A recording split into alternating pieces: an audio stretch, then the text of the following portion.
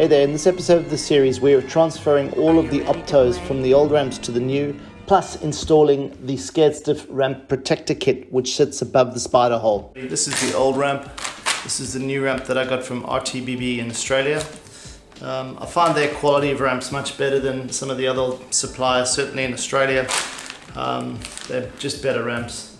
So fortunately it looks like pretty much everything that is on here that's riveted has already been riveted. That's one of the other benefits of their ramps over some of the other ones. With one exception, there's a protector mechanism here, which I've got another replacement part for. So I'm going to find where that sits, where it's supposed to be located. This one's got a sort of a jerry-rigged sort of riveted section on here. I'm not going to be doing that. The other good thing about this ramp, the ramps from RTBB, is they come with the flaps already on as well as the decals on. So just those are the sorts of things you need to look for.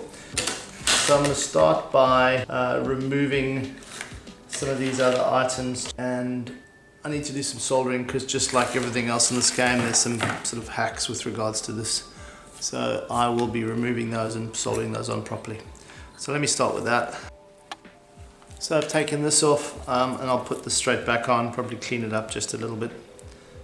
Check the socket, but it all looks okay. It's a little bit ratty, and I'm actually going to probably leave this plastic. It's in good shape. Save me having to redo the riveting on this. The next thing I need to do is just get rid of these hacks where I've just put these extensions on with weird color coding, and just it just looks horrible. So these have to come off anyway.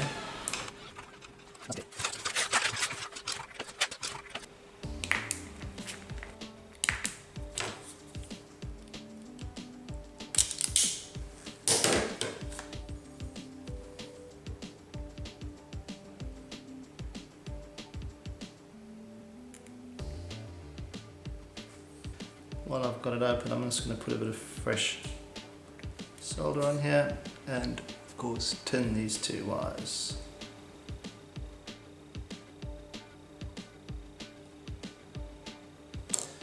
Then grey one just goes on this.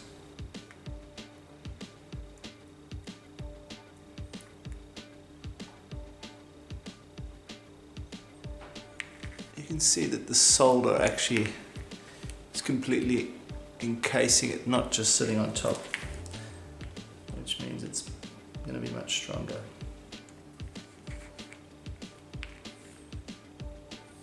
Okay, that's that one done. I'll give this a clean before I put it on.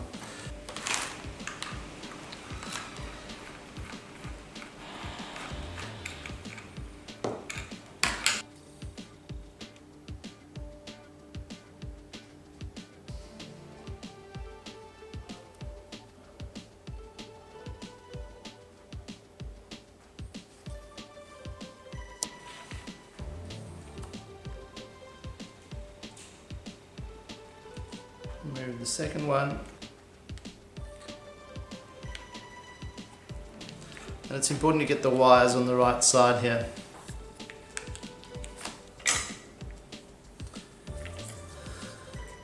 Let's get the pad, fresh solder, tinned lead,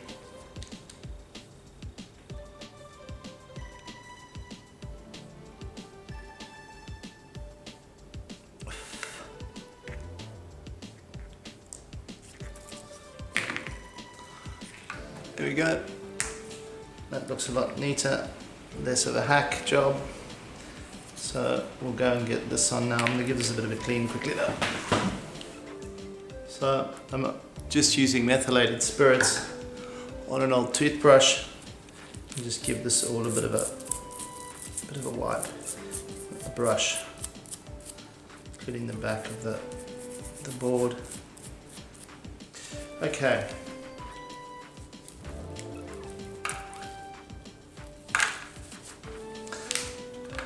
So that's this one. Cleaned up. Got the lamp done as well. The last one to sort out is this one. The Opto at the entrance to the ramp. And let's clean that up as well because there's hacks all over the place here. Okay, here we go. So this one Same again, just remove these screws.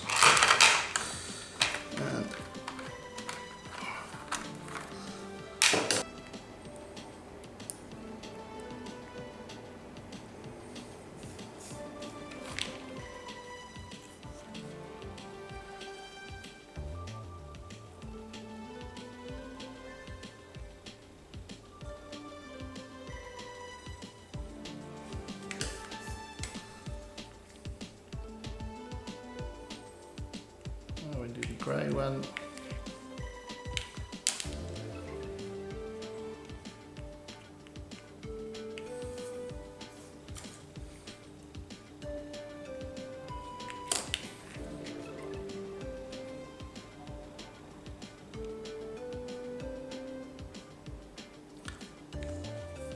Okay, so both have been soldered. I'm just going to give these the same treatment I gave the last ones, which is just a bit of a clean. There's a lot of gunk on these. There's two elements to giving a clean. One is just to slightly improve the aesthetics. You're not going to see them, but just knowing that there's not gunk in there is good. And secondly, if you want to make sure that you clean the lenses so that you get a good light transmission and reception between the transmitter and the receiver of the boards. Okay, those are now ready to go back on. Okay, so the last thing we're looking to save from this is the ramp protector. Just to get that off, I might have to see how we can get in there.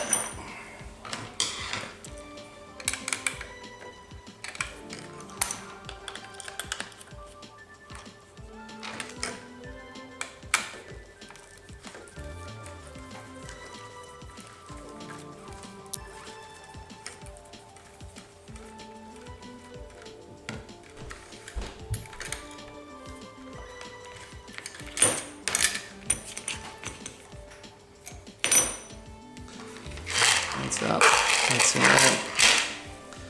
And this little thing, I'll go and make sure we polish this up and get it clean. I've got some new ones and also the ones that I'm going to be able to reuse.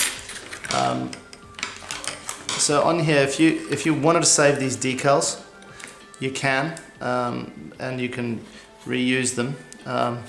In this case, it's a bit tricky because the decal runs underneath here, so you'd have to drill out these. Maybe in another video I'll use this as an example of how to do it. It's quite handy to be able to save the decals. It's not always this tricky. But now let's get those Optos back onto the new ramp. Okay, much nicer. So let's start this side.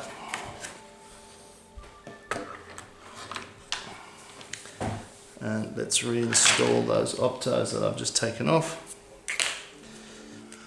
Okay, so it doesn't really matter which side you put these on, because all the Optos are doing is, shining from one to the other, making sure that when the beam is broken, it triggers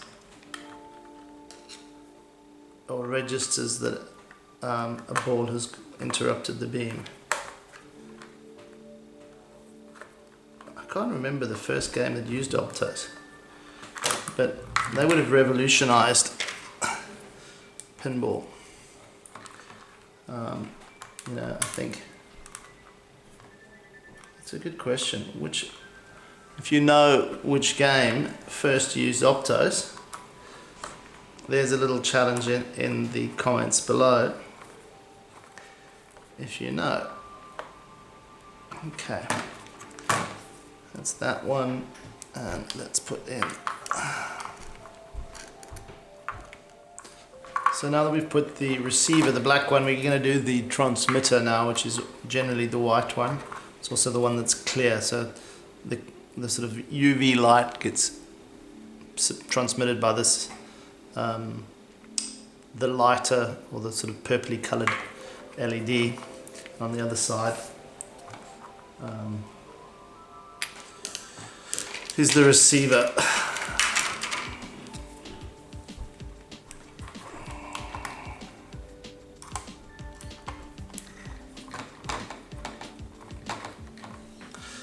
So the only trick here is that I'm having to guess if these are in fact going to transmit and receive correctly and are properly aligned. It's difficult to do that.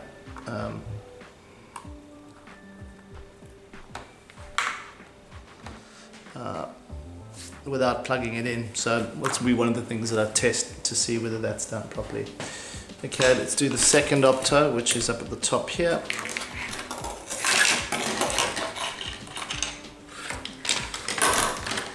Again, you've got the transmitter and the receiver, and you can see the difference between those. The transmitter, this are the white ones, and the receiver, the black one.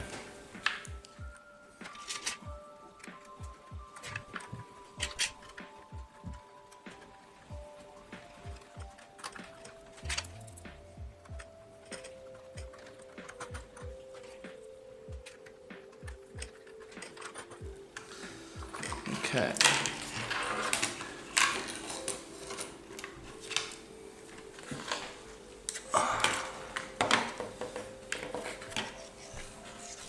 So there you go, you can see that the optos on each side shining through the holes in the ramp. So I'm just finally getting around to putting these ramps in. I've learned quite a bit about the fact that you shouldn't really rush this, do it step by step. So the key here is get the bat ramp in first. Before you put the bat ramp in, make sure that you secure the ramp guards, and there's one on the left and there's one on the right that stops these from getting chewed up. It doesn't have to be super tight to start with, I don't think. This needs to go, and the guard needs to go underneath the leaper bracket and on top. So between them, you'll see there's like a little metal bit, the leaper piece that moves versus the leaper piece that actually attaches and gets screwed down.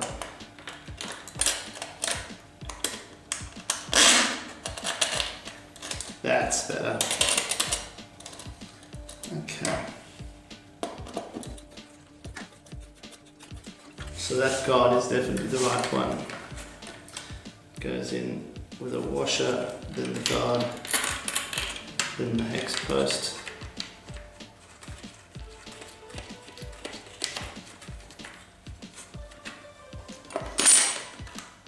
And there's enough play on the hex post to be able to wiggle the ramp around until you get in the right spot.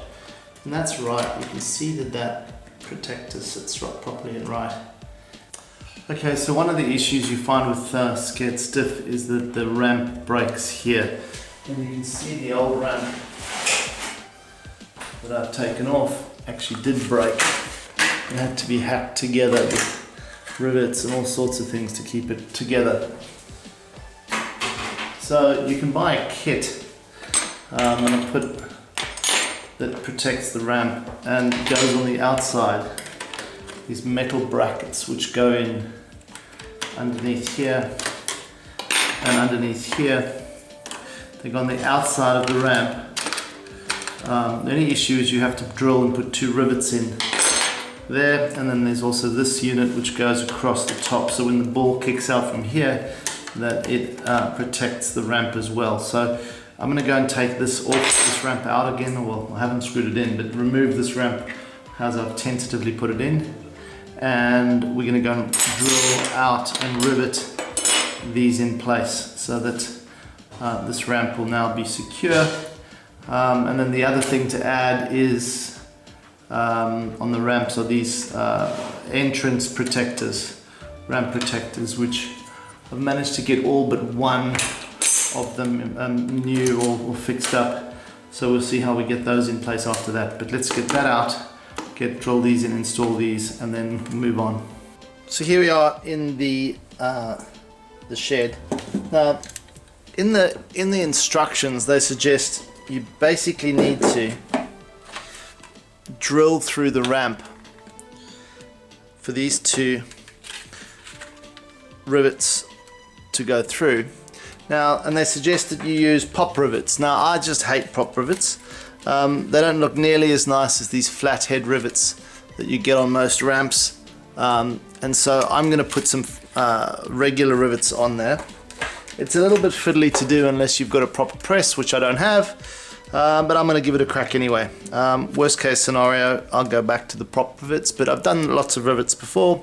Fairly confident that I'll be able to do that, and so we'll get that in place. So these are what the flathead rivets look like. So they're just like little tubes, and you need a couple of tools to be able to manage that. So you need I've just got a set of just very basic punches, and you need one of these little punches as well, possibly, which has just got a rounded edge which allows you to get that over. And then the other thing you need is just a regular hole punch, and you want to make sure that the hole punch's tip is bigger than the rivet that you're using, so it goes in and it's going to push the rivet sides out. So first thing first, I'm going to just drill out the holes. I've got an almost brand new 3mm hole. These rivets are 1/8 of an inch, which is about just over 3 mils. And so what I've done here, and I don't know if this is going to work, is I've actually screwed these protectors in with some bolts, and that way they're held firmly in place. And I'm going to actually just drill through to make sure whilst I've got them in place. And let's go. I hate drilling ramps.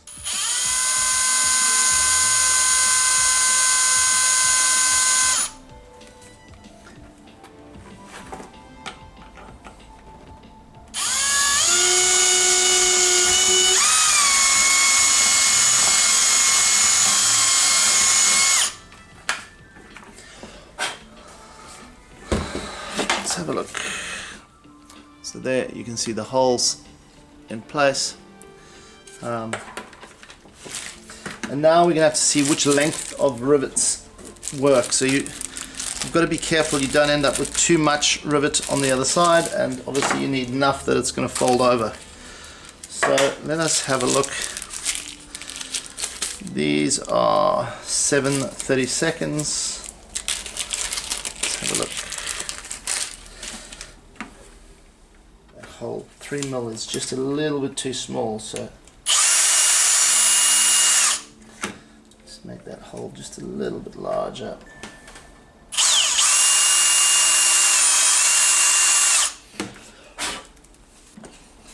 Okay, so 7/32 pushed through. So when I push this down, there seems to be a little bit more, so I'm going to try that 7/32. Okay, so I've got try to put a bit of painter's tape on there to see if it protects it. And I've got the 7/32 rivet in there. Start with just the regular punch. Splays it out more, and then once it's splayed out,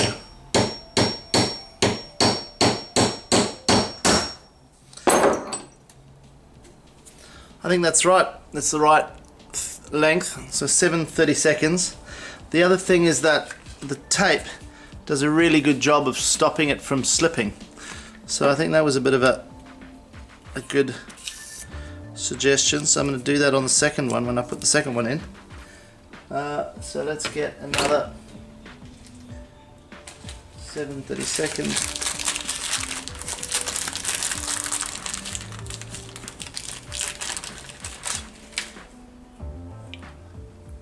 And it goes.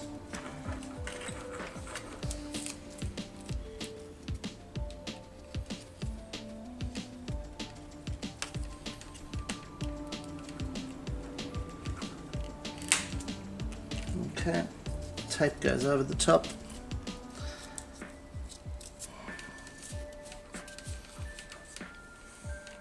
Okay, over it goes.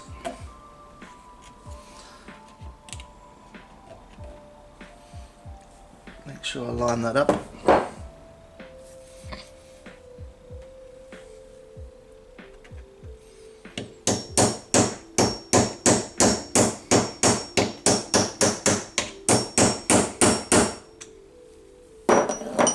That's nice and splayed open.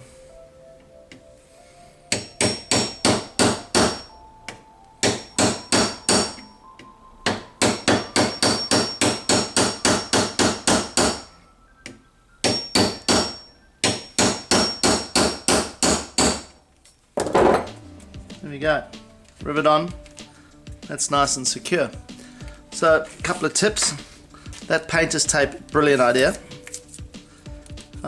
I've got a couple of scratches here, I might try to get rid of that, but that is much better looking set of rivets than would be the case if you put some pop rivets in there. So that's on there. I'll go and install this ramp now inside. The other thing is there's a little wire guide here that goes from here to here just to protect the ball from coming through here. And we're back inside. Okay, so I've put the ramp protector unit on here. I'll put the part number for it. So it comes with this component here which sits on the outside of the ramp. So I showed you how to put the rivet in for these. So they go through, there's two little rivets here. And then there's this bracket that goes over the top as well and screws in over here. So you've got one screw there attaching this bracket plus the rivet, and then this on this side here, the bracket goes on the outside of the ramp, which reinforces the ramp and also riveted in, is screwed in with these two. And then the thing that I didn't notice about this when I first took the game apart is that I was trying to work out how this flap worked, because there's this gap, and I spent a long time sort of thinking about it, talking about it, until I realized that down here there is, and let me try and see if I can get a better angle of this, the gate that's down here has two parts to it. It's got a wire part, look at that stops the ball when you shoot it into the spider hole, it forces the ball down to drop down, but there's also like a metal flap part.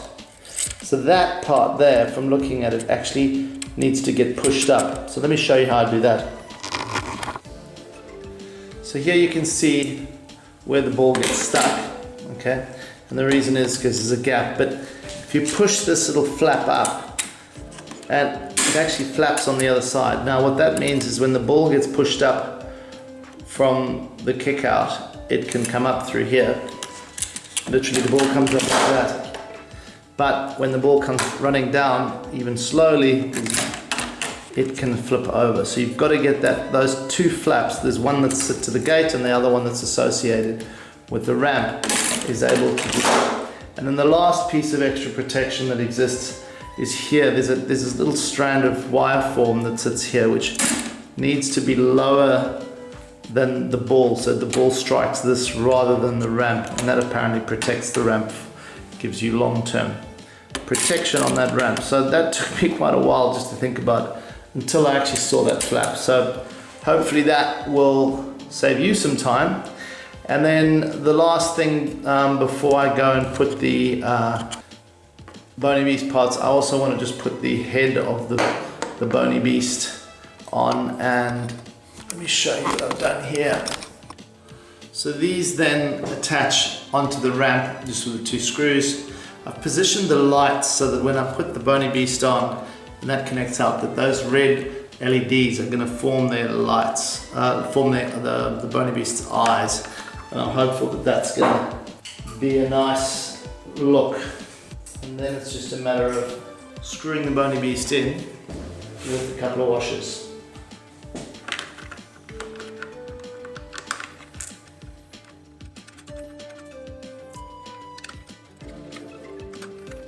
And again, using the washers just helps protect, spread the pressure so that you're not putting too much pressure on the plastic head, because when the game starts moving around you want to have a little fatigue as possible on small areas. By putting those washers in, you spread the load and it reduces the chance that this is going to break.